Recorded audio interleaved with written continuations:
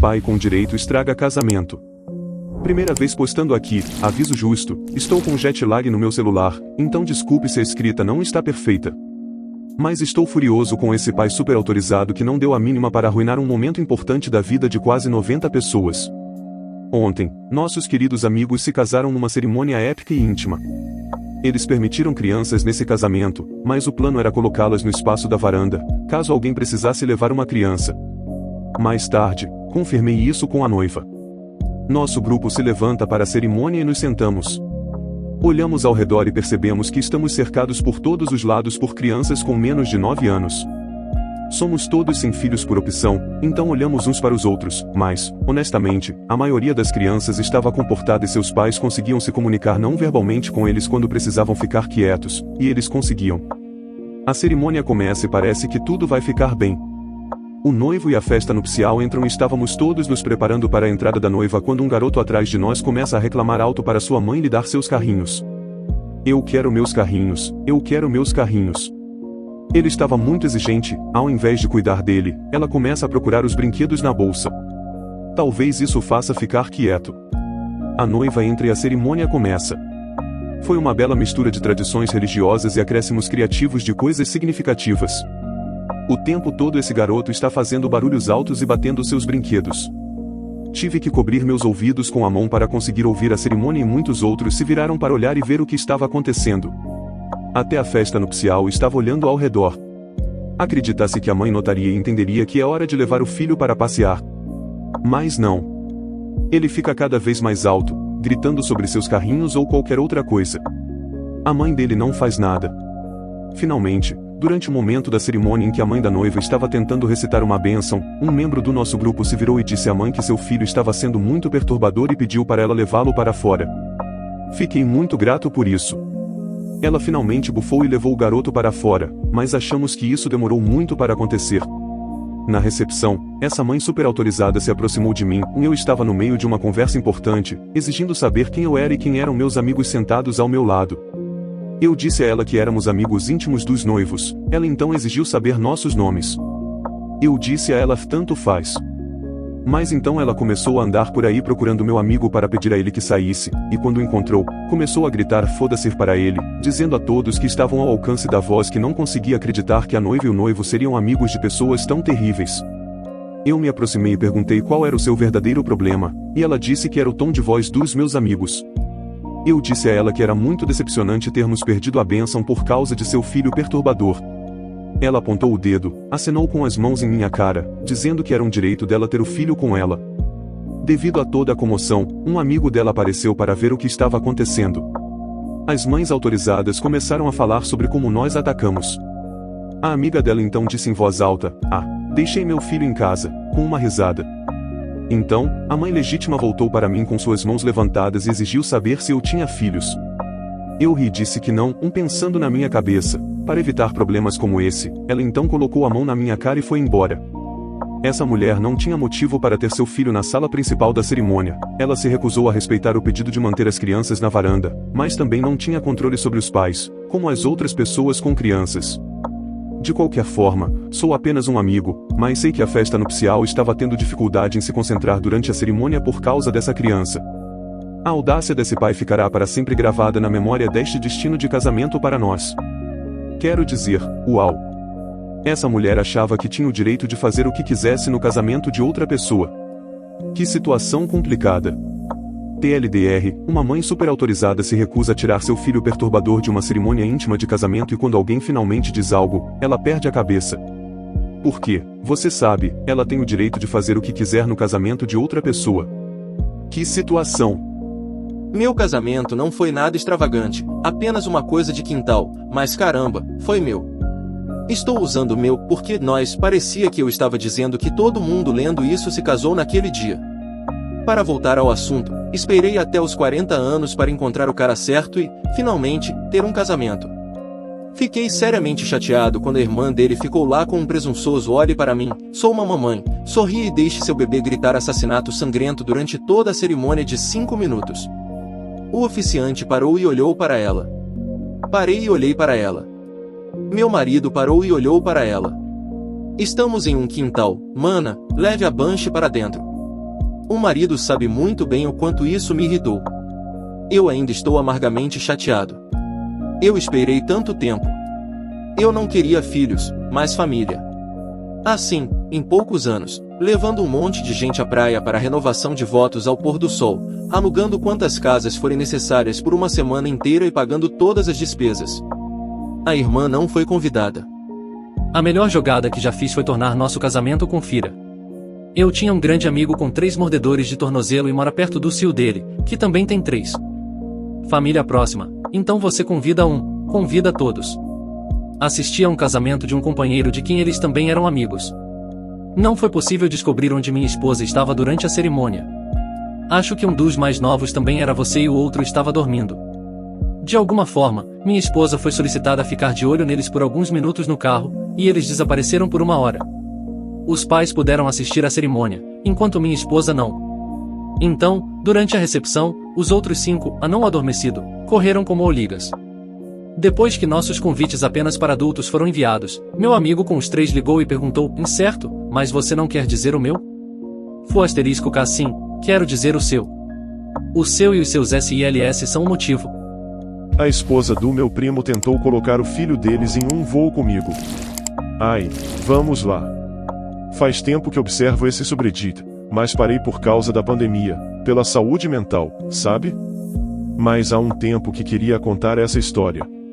Vamos começar desde o começo. Era meu primeiro semestre como calouro na faculdade. Eu oficialmente me mudei para o dormitório da faculdade para começar esse novo capítulo da minha vida. Sou estudante internacional, então foi uma experiência difícil quando a realidade se estabeleceu.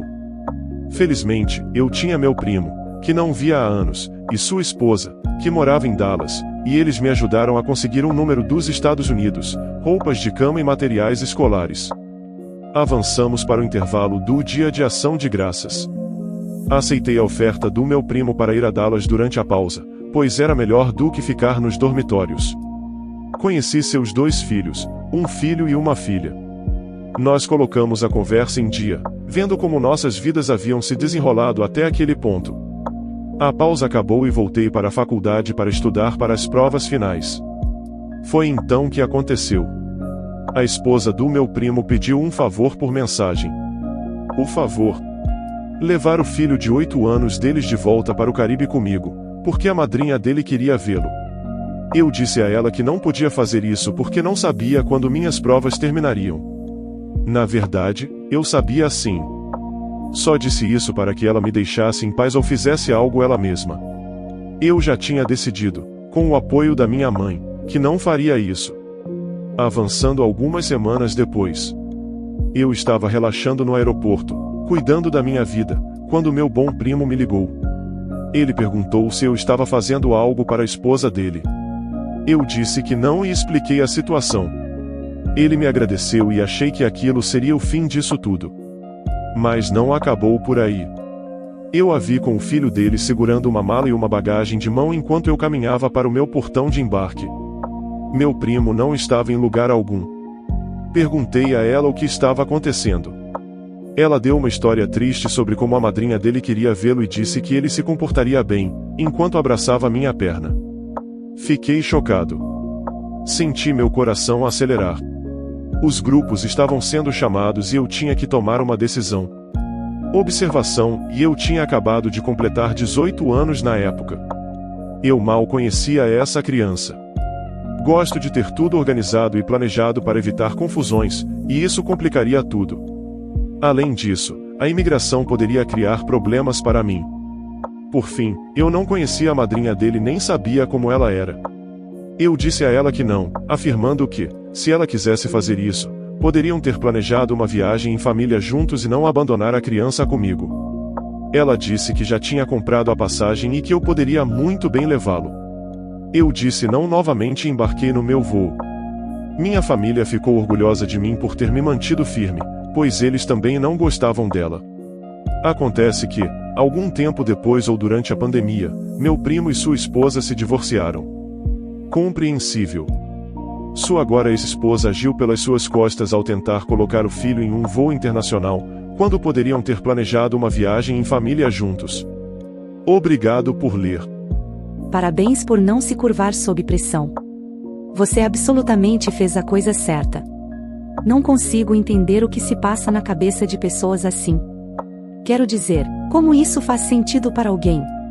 Mesmo se você tivesse concordado, eu pensaria que você precisaria, pelo menos, de cartas autenticadas dando-lhe permissão para levar o menor de outra pessoa em uma aeronave, muito menos para um país estrangeiro. Voar internacionalmente com uma criança requer documentação, especialmente quando não é da família imediata.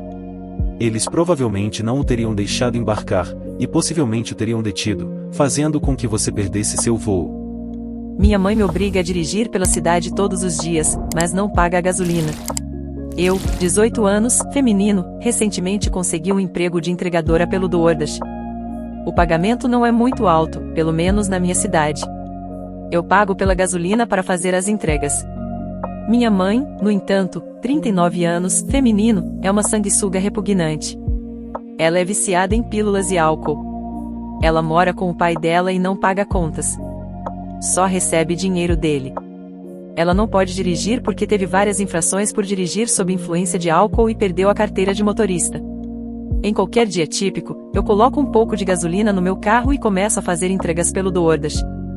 Nem mesmo uma hora depois, eu recebo uma mensagem da minha mãe para levá-la ao supermercado, loja de bebidas, casas de traficantes. Então eu tenho que voltar para casa, buscá-la e dirigir pela cidade com ela, usando meu dinheiro da gasolina.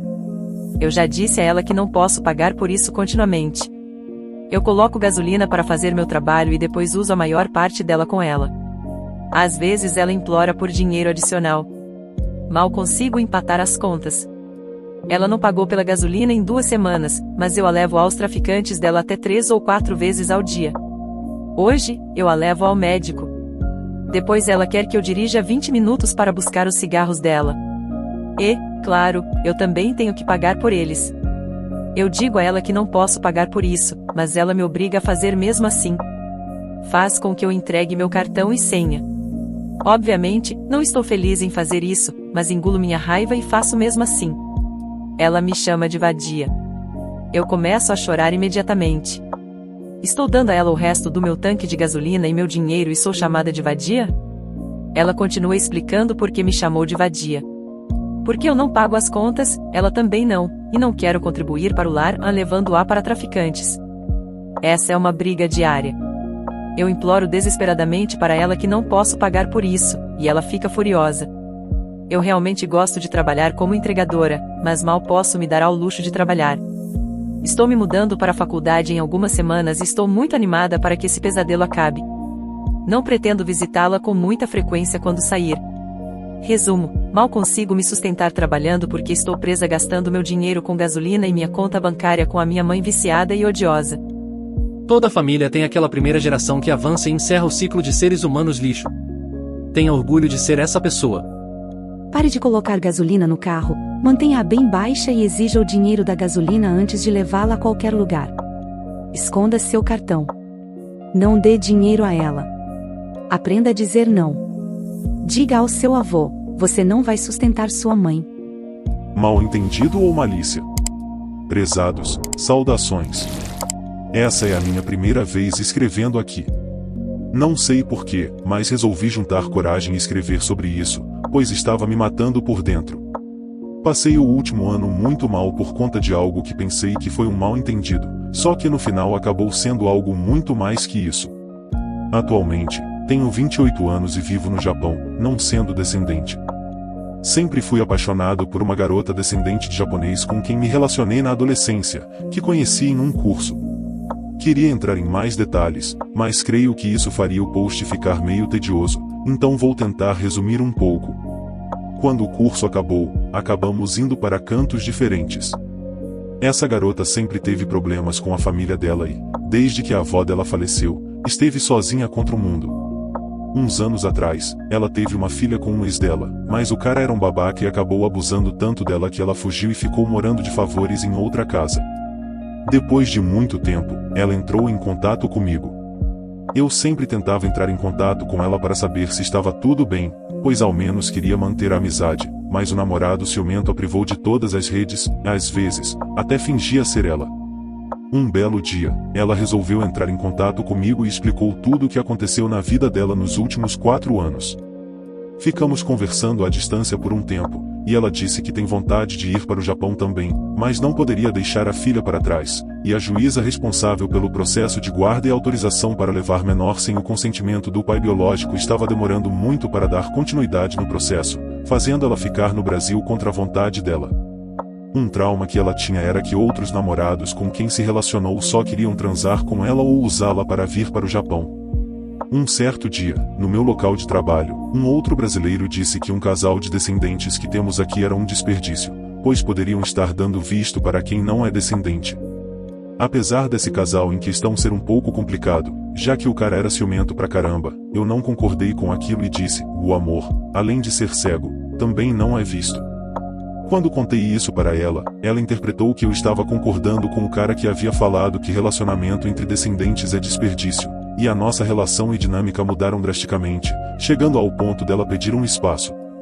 Cedi esse espaço a ela e, quando fui falar com ela, a primeira coisa que ela me perguntou era se eu estava namorando aqui. Disse que não, e quando liguei os pontos da conversa que estava tendo com ela, perguntei se ela estava saindo com alguém, e a resposta foi sim. Ela disse que saiu com esse cara antes do mal-entendido e começou a namorar, já que aquele cara estava ajudando ela onde eles estavam, e perguntou se poderia manter a amizade comigo ou se eu queria cortar o contato. Disse que queria manter a amizade, mas depois de um tempo ela resolveu parar de me responder no Zap e desde então não tenho mais falado com ela. Superar isso tem sido meio difícil. Eu estava tão apaixonado que estava até disposto a assumir a filha dela. A filha dela estava gostando bastante de mim, e eu estava fazendo muitos planejamentos com as duas.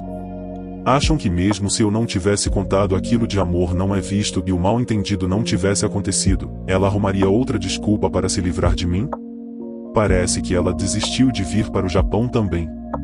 Se você leu até aqui, muito obrigado. Queria dar mais detalhes, mas aí iria ficar ainda mais gigante. Você ganhou foi um presente dos céus, um livramento. A mina já vinha de um relacionamento abusivo de 4 anos, a cabecinha dela já não deve estar muito boa, tem uma filha agora, mais pressão na cabeça, e começou a ter alguma coisa com outro cara antes do desentendimento, quando vocês estavam se dando bem. Assumindo a filha dela e levando ela, você iria ganhar um combo de problemas para a sua vida, que você poderia simplesmente não ter, procurando outra pessoa. Boa sorte e melhoras, obra. Acho que você se livrou de um enorme atraso na sua vida. Essa mulher parece ser problemática, e tenho a impressão de que ela só te mantinha por perto como uma opção, caso as coisas não dessem certo para ela. É como se fosse um primata pulando de árvore em árvore até achar uma em que possa se acomodar. Além disso, você nem sabe se tudo o que ela disse para você é verdade. Talvez ela tenha traído o ex e por isso romperam. O ruim do relacionamento à distância é que dificilmente conhecemos a verdadeira natureza da pessoa. Quando a verdade aparece, às vezes é tarde demais. Espero que você tenha gostado. Compartilhe, se inscreva no canal para não perder os próximos vídeos.